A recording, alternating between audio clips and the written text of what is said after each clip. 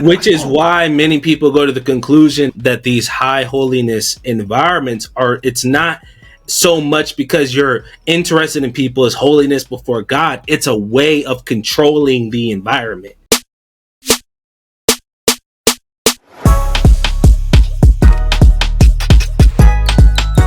Not so much Marcus. It was more Joanie.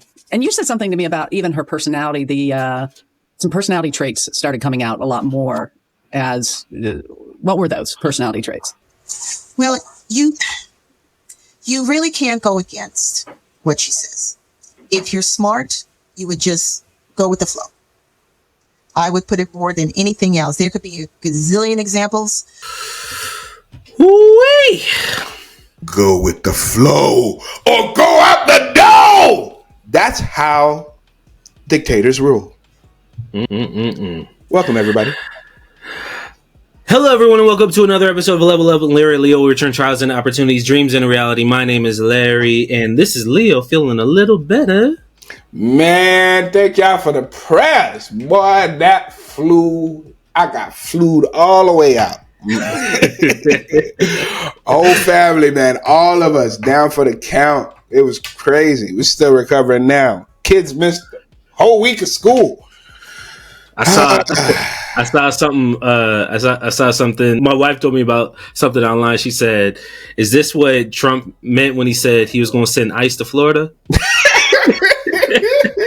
It's cold, man. It's cold and it's getting colder. Ooh-wee. ICE is already invading Florida. Snowing in Pensacola, Tallahassee. It's snowing on the beach. It's crazy. Which, pardon my appearance, I'm rough, scruff, McGruff. Yeah, this has been a rough week. I think for both of us. I ain't got my hair cut in a while. But that's another story for another day. Right now, today we're gonna talk about the previous executive assistant to Marcus and Joni Lamb. We both watched this interview, and this interview had me feeling all type of ways. It's so much. I didn't know. We ain't going to even, like, if we went through the whole hour in 7 minutes, we would have like 5, 6, 7 episodes because it's just so much. Much. Like, it's like literally every time I think, okay, we've exhausted Daystar now, like we've hit every point, then just new layers get entered into it. And I'm not gonna lie, there are a few parts of this that really had me feeling away. Okay, I was really feeling away when she talked about some of this stuff. We'll get to that when we have certain timestamps we're gonna cover, but this was a roller coaster of an interview. If you haven't watched the whole interview, go put it on 2x speed and just listen to it. Julie Roy's, my goodness. There's some very deep things that happened, but basically she started back in 2007. So right around the time of Marcus's alleged affair. So, and there was just so many different things, but she was basically their everything that they needed in an assistant. She served them basically better. Like, if you look at the way that she talked about her role there, they leaned on her heavily for so many different things. So she was able to really witness all of the ebbs and flows of the culture and just the personality of the different people at Daystar from a very early stage that really gives us a lot of context for what we're seeing today. One in particular, which I thought was kind of amusing, she would always call me Lisa Lou. Okay, even though my name is Lisa, and I didn't mind that at all, not at all. And she would call me Lisa Lou, and she goes, "Lisa Lou, what do you think of our next president being Obama?" What do I think about the next president being black? Okay, I gotta stop here. Because this is where I already hit 10. Lisa Lou, wild. I'm a grown person. I'm a grown individual, an employee. I didn't come in with that nickname. You didn't ask me permission to call me that, and that sounds like very plantation. It's giving plantation. It's giving me Gone with the Wind vibes. Okay? For all y'all who know about Gone with the Wind. It's Lisa giving me Lou? Mammy vibes. Okay? So my blood, everything shot up. As soon as I heard Lisa Lou, I said,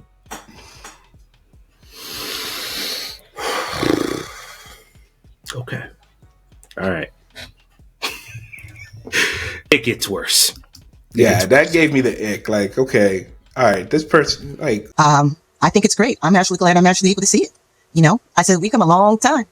So, for me, but as a Black person, in my perspective, you're not going to feel the same way. For example, yourself, you're not of my status. Okay. So you wouldn't know how I feel to be as a Black person. Okay. But I told her, I will always be honest with her. Okay. And I also know that I'm not going to talk politics because politics are not something that one would discuss with their boss. I just don't believe in that. So I was proud and honored to say, I think it's great to have a Black president, and I'm looking forward to seeing what he can do for all of us. this is one thing I hate. This is one thing that irks me so much in the evangelical church world. Why? I know she doesn't say this, but a lot of times I see people make politics a heaven or hell issue. Yo, that is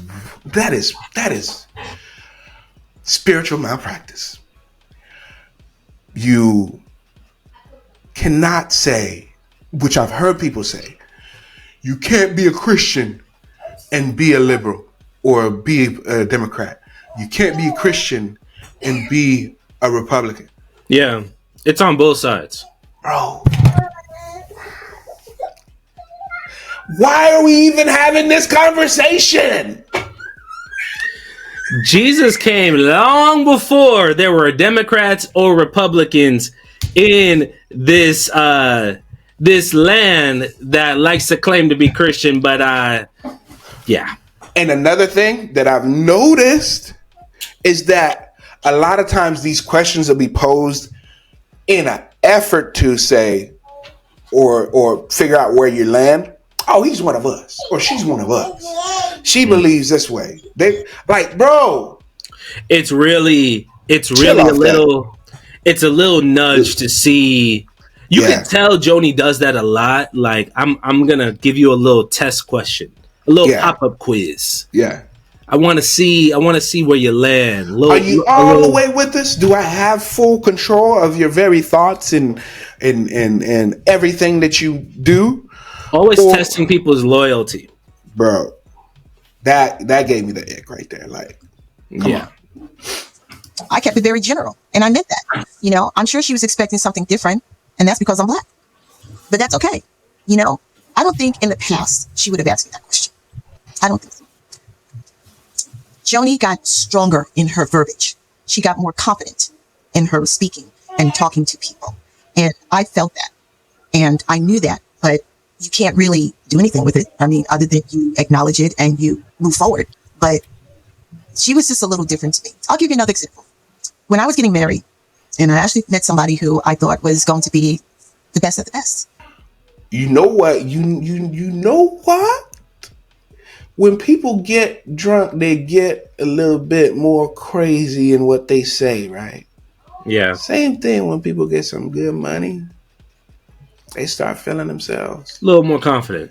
Oh, it goes from "Can you please" to "Get me XYZ." It like some of the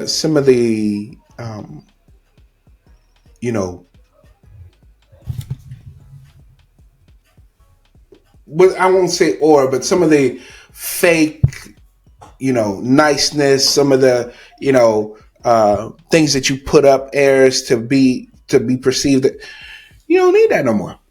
Mm-hmm. Because guess what? I don't need you. I could hire another one of you. I could fire you. It don't matter to me. And I'm going to tell you exactly how I feel when I feel.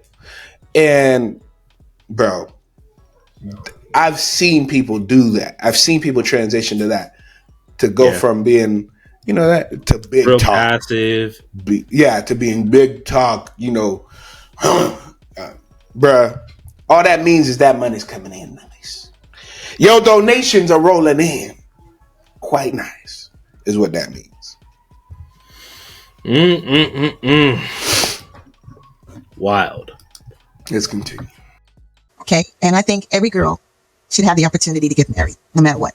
At least one time, right? So when this opportunity came for me and I shared with her, well, I'm going to get married and, this is his name, and so forth. And, just like, girls talking, the fun things. And those are the things that I truly enjoy talking with her about. It's like, so what was it like for you and Marcus when you first met? Were you all goose pimples and googly eyed and all that kind of stuff? And, those are the things that were shared, and that's cool. But then when you start getting a little bit deeper, we need to meet him. We need to know who our Lisa Lou's going to marry. We want to know what he does. And I think that's going a little bit too far. Now, there's a part of care, and then there's a part that's going a little bit beyond, right? Okay, you let that go. But then when you start being concerned, because now you're bringing in another person who's going to do the same thing I'm doing in my role, and you're bringing another person on who's single and doing the same thing I'm doing, but you don't share any of that information with me. When you say that, you mean? She brought another executive assistant because she knew I was getting married and she wanted to basically replace me. Yes. Okay, she really just started distancing me. And these are the things that, for a fact, literally happened to me. Okay, that when she would have appointments and meetings, she would let the other girl know, but not let me know. Yeah. So basically, when you got married, even dating, wasn't it? She brought in a second person to basically was your double doing essentially the job you were doing. Yeah, she wouldn't say it, but this person's replacing me. I think they're taking that. It's better to be single verse a little too serious. All right? This is a secretary. This is a personal assistant. This is an executive assistant.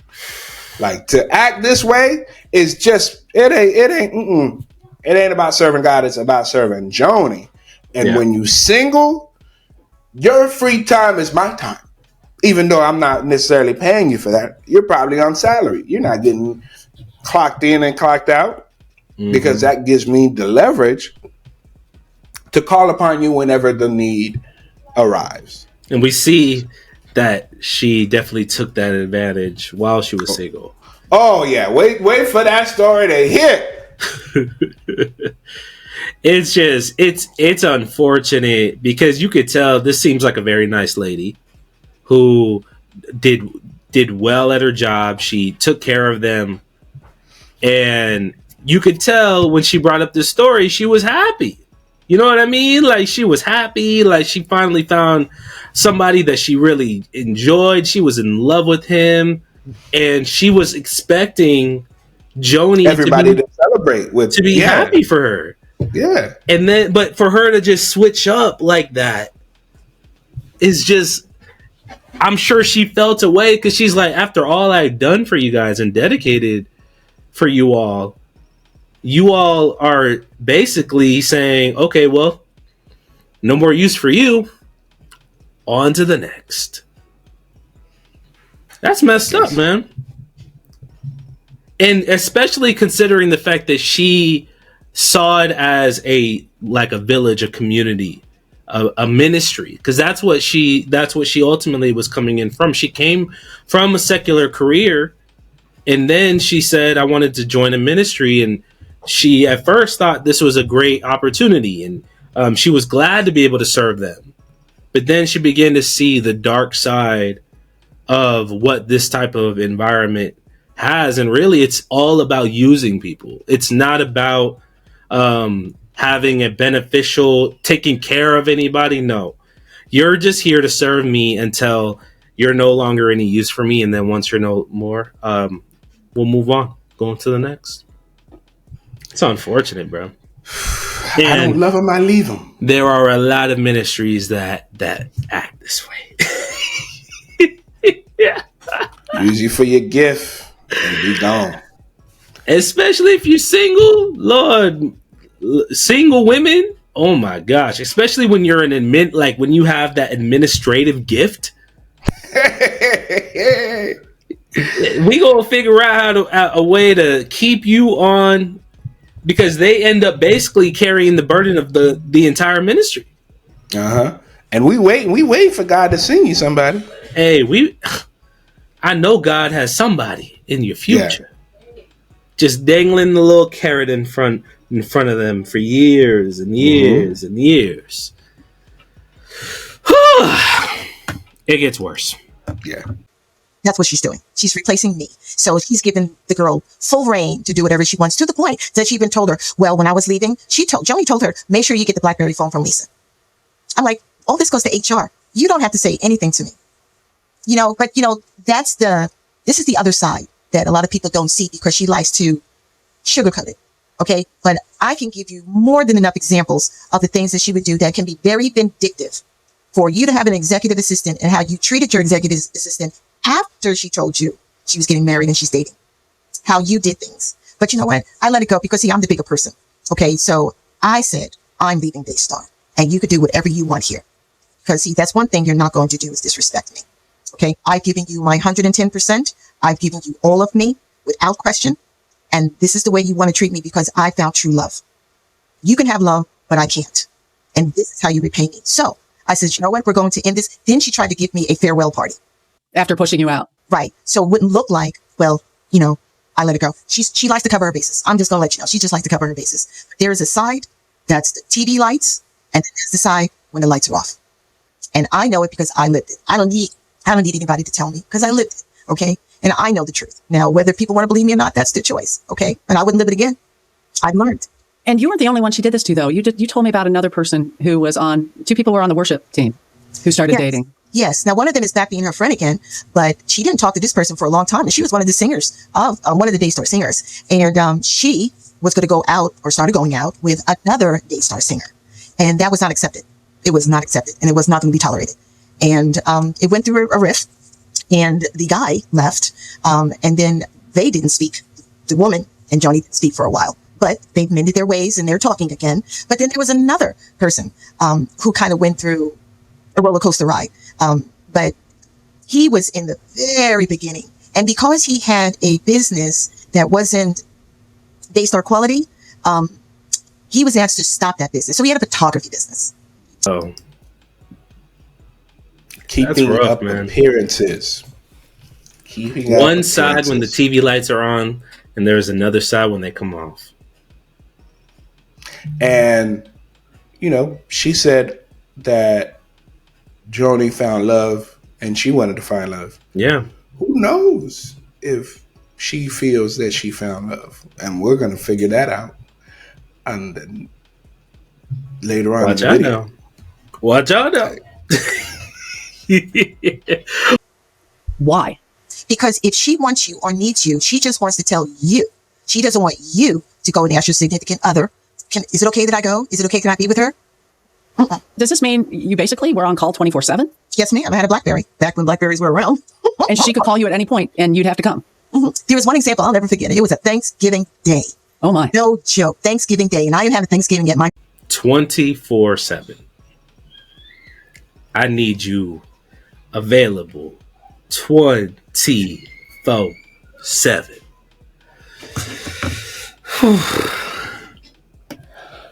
I ain't gonna pay you 24/7, but I need you available. Oh, no. never forget it. It was a Thanksgiving Day.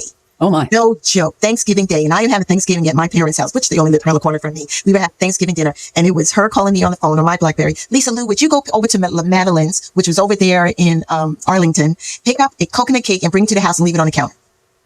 Sure enough, I did.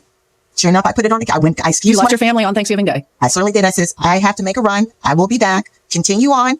And I left the house, got in my car, went to La Madeline, picked it up, took it to her house, left it on the counter. They were in the other room having their dinner. Cake was on the counter, left the place, closed the door, and went right back to my family. Yes, I did. Wow. That was a true fact. So Wow. yes, I'll give Wow. you another example. Okay.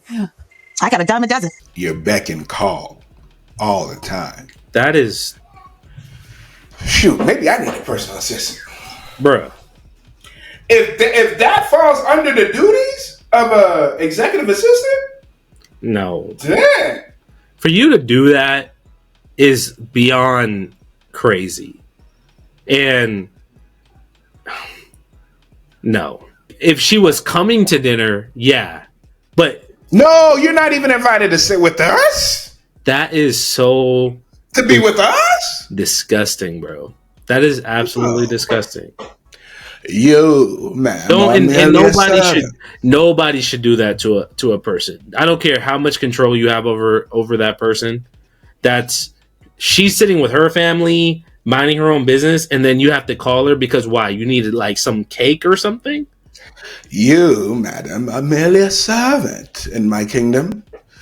You shall not enter the room which we have dinner, and you will leave your family, forsake them for hours, while you retrieve my coconut cake, that I may serve for dessert. But let no one know that you've entered our room and our home, but go in and out quietly, as you are merely a servant, a mammy, if you will. Bruh, That's wild. that is just...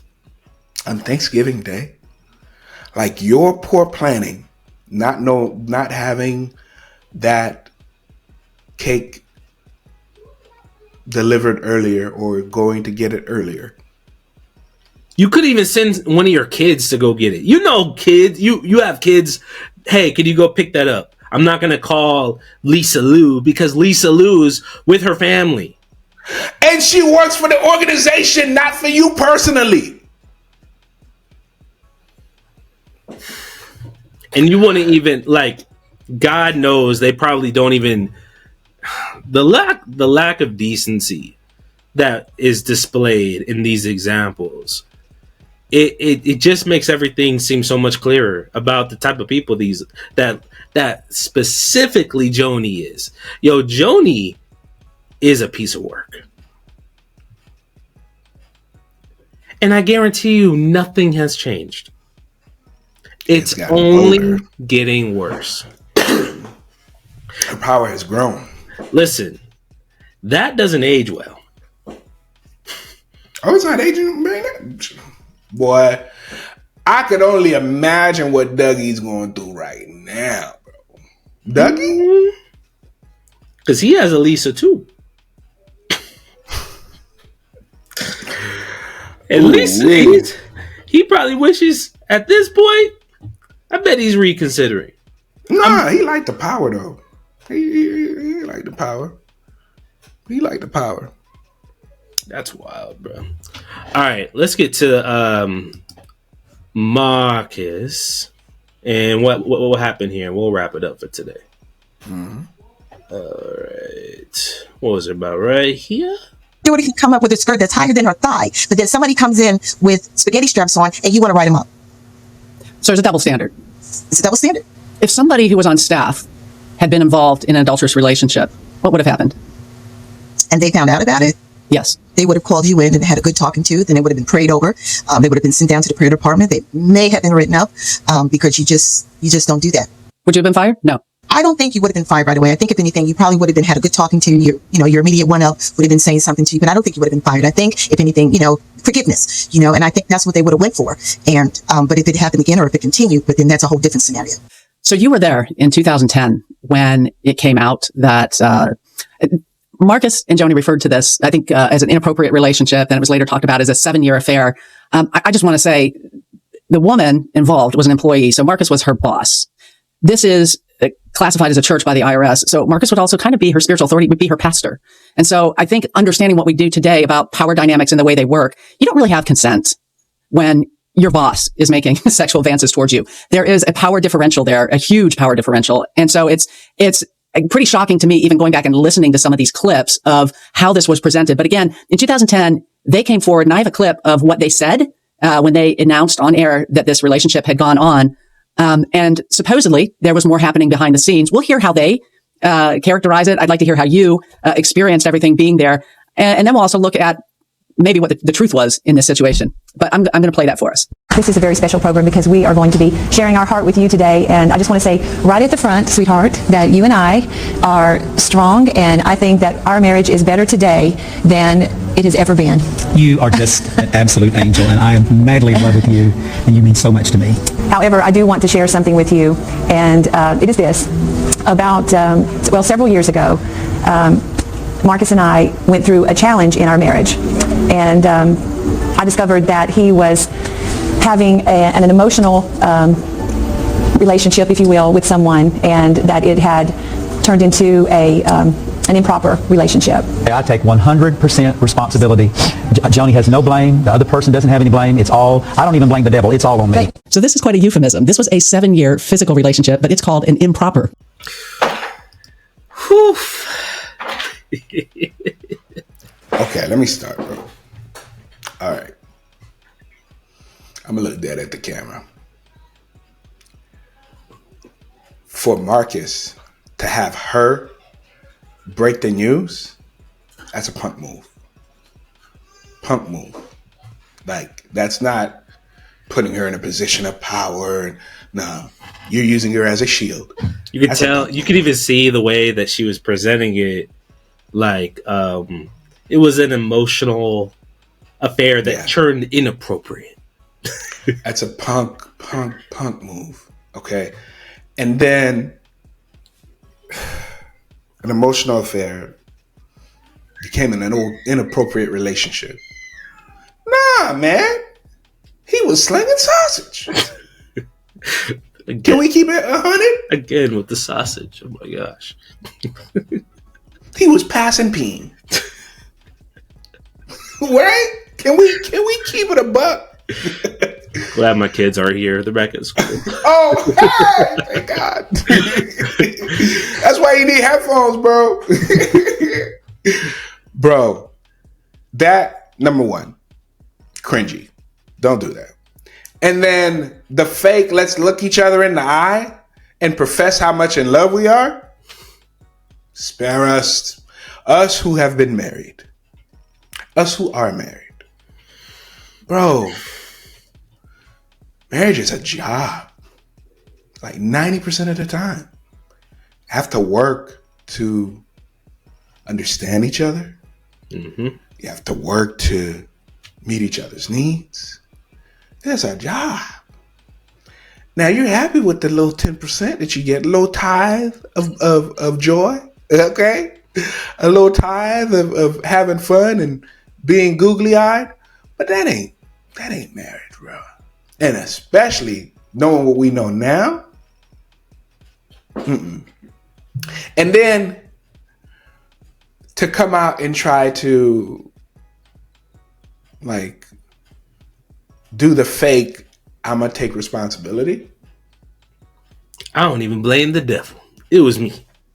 It was me.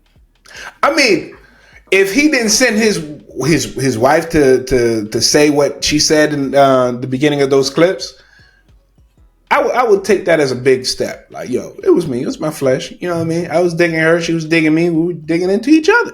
Oh gosh.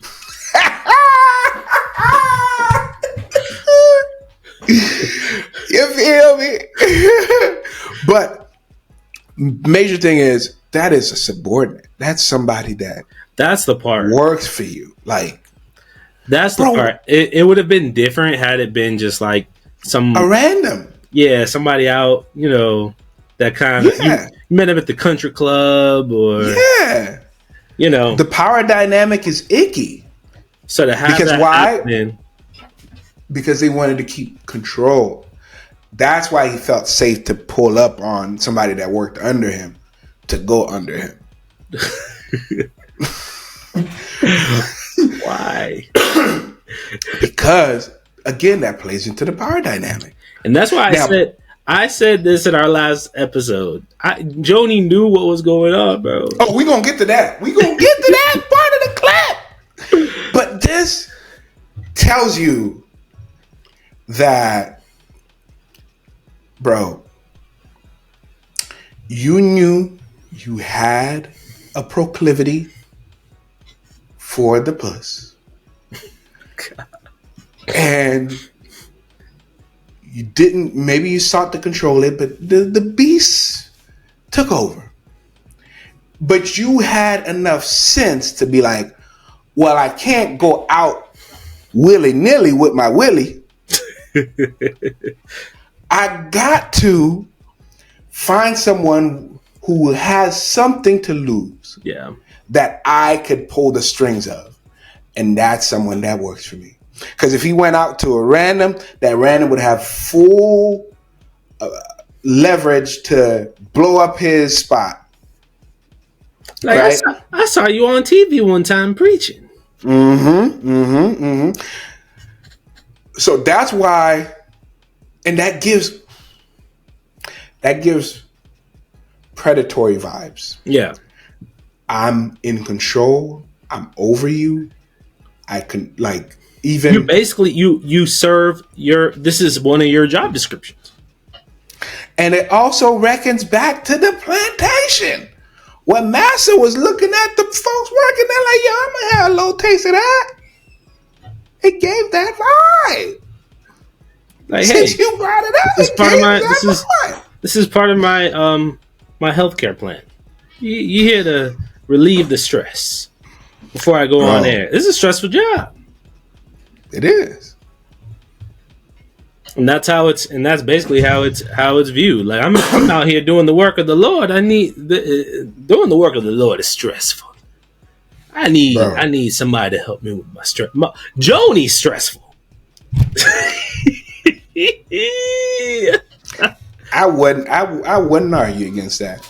That's probably the case. But and too, I think you mentioned Joanie leading it as a punk move. I think this was Joanie saying, I want to let me stir this shit. This is her stepping into that. This is a part of her evolution of her persona, going from meek and mild to front and center. Bro, I don't know. I just think that the fact that it was a subordinate that you were boinking is crazy, and the access to puss that you have, young man, but you choose to use someone who you have power over. But you already said that's part of what made it appealing. I can control it. I can keep it under 7 years. And that also speaks to why you would be okay with burying the truth of the essay to Jonathan's daughter. I did it before. Circle. We can do it again. Full circle. But let's continue because there's some more. So this is quite a euphemism. This was a 7-year physical relationship, but it's called an improper relationship. Now, before I play more, I want to mention that apparently what prompted this announcement were imminent lawsuits that were being brought by 3 former employees. And clearly, Marcus and Joanie knew these lawsuits were coming. And so this is what they said. These are some of our most private moments, but there actually are 3 people who were not involved in what we're talking about today or affected by our marital challenge they're now saying that unless Daystar pays them $7.5 million, that they're going to take our story that we just shared with you to the media. You see, these 3 people that Joanie shared with you, they're trying to take our pain and turn it to their gain. Ladies and gentlemen, we're not going to take God's money and pay to keep from being humiliated, I guess, or exposed, or exploited, whatever you want to call it. I'm so sorry. I've asked God to forgive me years ago. So that's what was said publicly, again, an edited form of that. But 2 days after this announcement, Jeanette Hawkins filed a lawsuit against Marcus Lamb and Daystar. And in that lawsuit, she writes about her perspective of what happened. And I'm going to read a significant portion of this because I think it's very telling. So she writes, on or about June 13, 2005, plaintiff Jeanette Hawkins was hired by defendant to serve as its director of marketing. Before we get into that,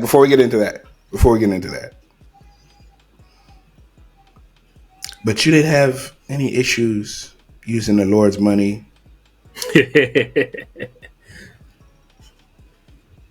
to wine, dine, and climb. Oh, girl, you didn't have any issues using the Lord's money to do your own thing, right? This, like, if we gonna be honest, let's be all the way honest and say, look, I messed up. Don't then try to stand on some, like, moral high ground. Oh, I've had enough. This is all I can take and I can't take no more. Don't do that. Don't do that. Because that again gives manipulation. it tells me like you're manipulating the narrative, and you're turning something into something that it's not. And this isn't you trying to stand up for the money that people have donated, because you've been using donor funds to do all types of craziness. Don't start now at this. But we're not about to be extorted. We ain't using it for extortation. Ain't nobody. Listen, I'll Slim Shady myself. I'll beat you to the punch.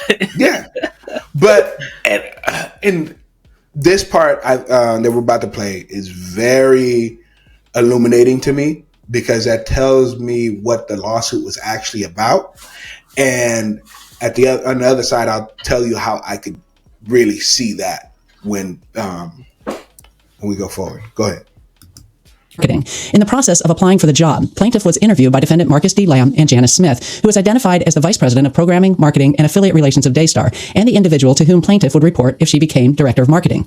Before accepting the employment with Daystar, it was very important to plaintiff, who was and is a Christian, to determine the moral integrity of the organization and especially the individuals under whose authority she would be placing herself. Indeed, in an employment brochure, Daystar encouraged job applicants to do exactly that, quoting 1 Thessalonians 5:12, "And we beseech you, brethren, to know them which labor among you, and are over you in the Lord, and admonish you." Accordingly, plaintiff asked both defendant Marcus D. Lamb and Janice Smith about the moral standards with which Daystar was managed and the moral climate of the workplace there. Both defendant Marcus D. Lamb and Janice Smith replied and represented to plaintiff that Daystar was operated in conformity to the highest standards of Christian behavior, making specific reference to chastity, modesty, and purity, and that conformity to those standards was required of all employees. Written information provided to plaintiff by Daystar made similar representations. These representations were made by officers of Daystar in the course and scope of their employment with Daystar. When defendant Marcus D. Lamb and Janice Smith made these representations to plaintiff, they were themselves in the midst of an illicit sexual affair which at that point had been going on for approximately 5 years. They did not disclose this fact to plaintiff.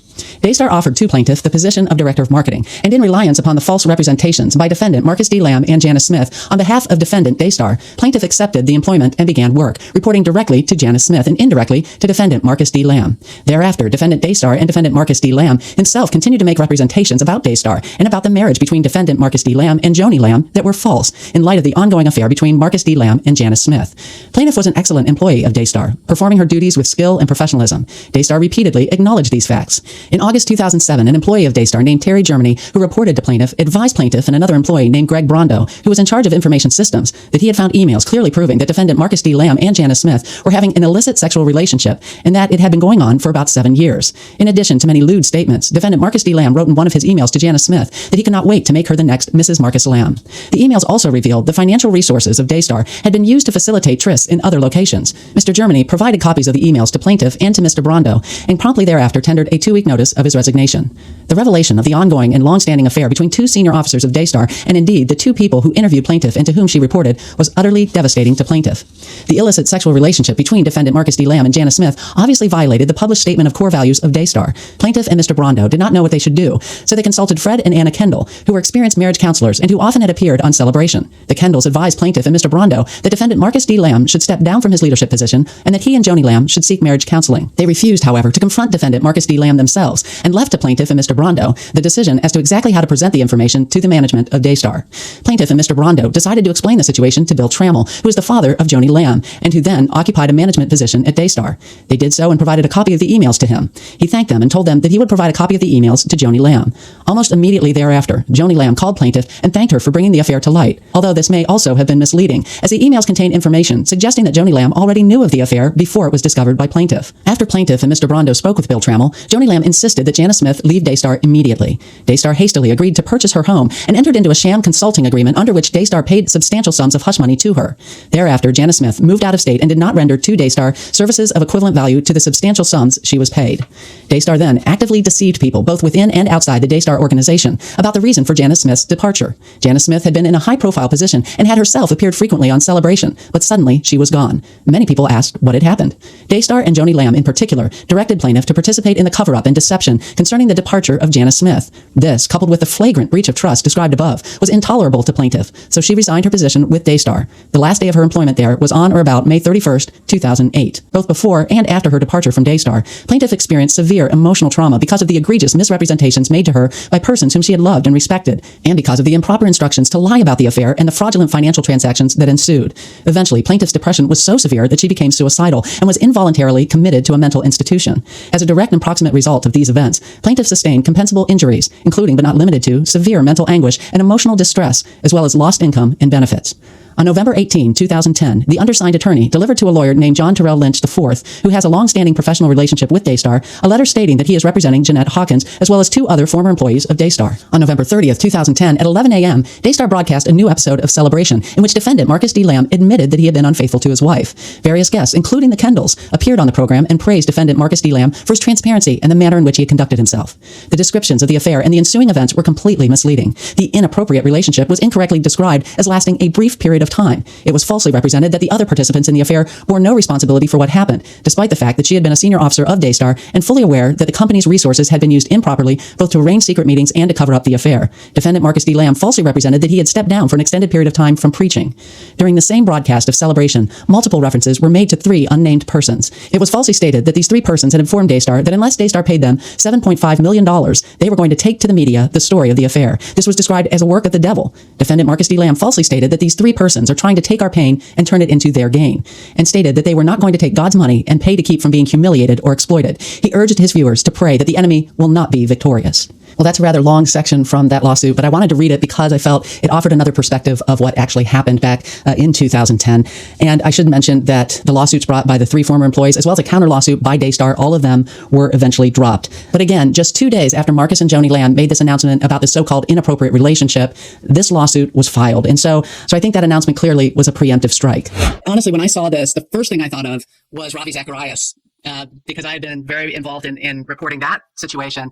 And basically, when Lori Ann Thompson and her husband, Brad, when they realized what Ravi had done and they wanted him to have some sort of justice, some sort of accountability, they reached out with a letter. And the next thing you know, Ravi sued them.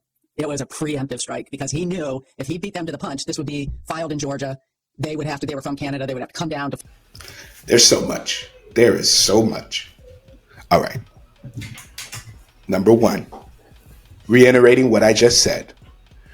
You have a problem using God's money now, but you ain't had no problem using God's money to set up that hotel room. We already paid for it. God's money. We already paid her off. We already paid that. Okay. Why I gotta pay y'all too? We already paid the lady. Like what the world? The ability of us humans to do these things, where you're sitting in a room with the person that you're having an affair with, and someone asks you about the moral integrity of your organization, and you 2 are senior leaders. One of them is a founder, is saying, yes, we uphold the highest standard. But me, I have a hall pass. So high standard of integrity, purity, modesty, chastity. Come on, let's be real. So that's wild to me. 2, there's so much, bro. There's so much. The fact that the emails were like, bro, this was like 2008, 2007. Like, you should know that company emails are company property and they could be accessed by your IT department. And you getting freaky on the email? Illicit messages on the email? And then evidence that Joni already knew what was up. I told you. I told you. I You told did you say that. she already knew, bruh. This was Yeah, I even don't know. before this video. I told you. An arrangement allegedly was already made. She already knew. That's wild. Okay? That's wild to me. And then the moment that that's exposed, instead of you saying, hey, okay, let's clear the deck. What you did in public, in front of the TV camera, you should have done in your village, right? You should have done in your organization. You should have done it in your church, right? According to the IRS. So you should have taken that step back along with her. But instead, you shipped her off, bought her off. With whose money again? The Lord's. Come on, man. Let's not be fake righteous right now. Why are we doing that? That's one of my issues with like the holiness culture. Because because it's obvious there's so many different ways it could be exploited. That's one of the big thing, like, especially coming from like our camp, just the different standards and how they get adjusted depending on who you are. Bro. So that's just one part of them doing the deed, getting caught, and then hiding it, concealing it, encasing it, and sending it away. And then the reason why I have compassion for the person who filed the suit is because when you are under these leaders who profess to be pure, holy, sanctified, set apart, and all the while they're freaky, deaky, some tricky, is you become disillusioned. Especially when on top of this you're hearing about the creepy chiropractor. Oh my gosh. So the whole culture is like perverse. I told you, bro. Swinger vibes.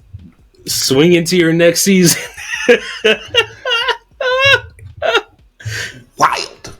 Okay? And wild. So for her to have a mental breakdown isn't beyond the realm of reality. It's not, to me, it's not made up. Because if I've seen it, okay? I've seen it where a leader falls from grace and the people who really believed that this individual was living a life that was just stainless, without spot or blemish, and saw that they had done something so egregious, because they lose out on their faith, bro. They've walked out on God, and this was decades ago, and they still have not come back to God because they associated that person with God. I think part of it too, we've talked about that, how someone like looks up to this person and they have this reverence for them and all of that. That's one piece of it. But the other piece is the fact that that person made them hold to a standard that they weren't even living themselves. I think that's the part where people get mad, like, yo, bro, I was doing the things you were saying. and you weren't. Like, bro, I was rocking my chastity belt, and you over here slinging sausage. Like what they say is better to marry than to burn. I was burning, but burn, baby, burn. I was holding on to God's unchanging hand. Wow, and you was holding on to something else. I be stoking. So the fact that you're holding me to a standard that you ain't, and you're amening that with the person that you in the same room with the person that you doing your dirt, and you professing, no, there ain't no dirt being done here in this company, no dirt. Which is why many people go to the conclusion that these high holiness environments it's not so much because you're interested in people's holiness before God. It's a way of controlling the environment. If I can get people to control the way that they look, control the things that they do, control the things that they say, control the things that they consume, I can control them. And I can keep everything under my thumb. And as long as it stays under my thumb, if I'm doing my dirt, I can conceal it and still operate under the same level that I've been operating in. And when my dirt comes out, I could pull on their heartstrings and say, I have fallen. I have fallen. The devil is under attack, is attacking us. See, yeah, and help me up. Because wait. You see how you see the double talk and what Marcus said? Because at the beginning, he says, "I don't even blame the devil." Oh yeah. But then at the end, you end up with, "Oh, the devil. We need to pray against this attack of the enemy." Hold up. You know what he's saying? You're the enemy, my boy. The enemy of me is me. Hold on. I thought you said you weren't blaming the devil. But now it's the devil. The devil is attacking. Yeah. No, you're being held accountable for your actions. Yes. And accountability smells like the devil to abusers. Bro. So I understand why she went through that space where, like, if your whole life is built in this concept of integrity and morality and, and the person that was continuing to espouse that, to preach that day in and day out, they had a long-standing affair. It wasn't a lonely night, a rainy night. It wasn't a night where you had too much communion wine. It was consistent and appears to be something that was arranged and agreed upon. And you told her that she was going to be the next Joni Lamb. And that's when Joni got a hold of it like, oh, okay. I thought you were out there having fun, but you talking about replacing me? And that's and that's the part, bro. I think we I don't think we can do much more with this. But we almost had an hour. But here's the thing, and this is where I want to like really drill this down. No Diddy. That's the part that Joni doesn't understand. That's the part that Marcus didn't understand. That you're thinking you're just doing your thing and you're making these moves and you feel like there is no real effect on the people that are around you. Yeah. That this is not going to affect their life after they leave you. But this actually damages people's lives, ruins people's lives. And they're going to have to live with that for the rest of their life. Yeah, because you've put yourself in that position. You asked them to put you in that position.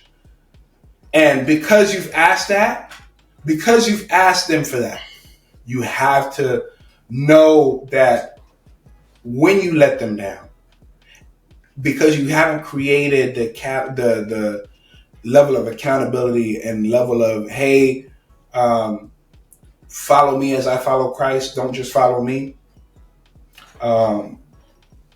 then people will fall because they looked at you as a beacon of light. And you get that's what you want because you wanted to get their money, you wanted to get their loyalty and all that stuff, but you didn't return it by, letting your yay be yay and your nay be nay, and you could doing what you said. And you could tell Joanie still is so tone deaf to how her actions have impacted the people around her and how it has impacted their lives. And that's the part. It sucks when you see somebody who continues to double down on these just egregious choices and ways in which they operate and still believes that, oh, this is just the devil coming out. You can see the way she talks to her kids and she's like, they're just attacking me. They just hate me. They're just doing all these things. The devil is just using them. You are so dumb. And it's like part of you she probably believes that. And it's like, that is wild that a person's brain can be formed to believe that. Of course, because no way can it be me. No way can I be reaping what I sowed. No. It's the enemy. Shoot. I went crazy during Thanksgiving. The enemy put 3 pounds on me.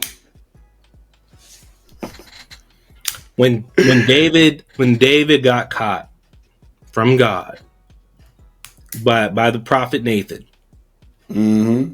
God said, hey, you're still my boy, but you still gonna have to pay for this, bro.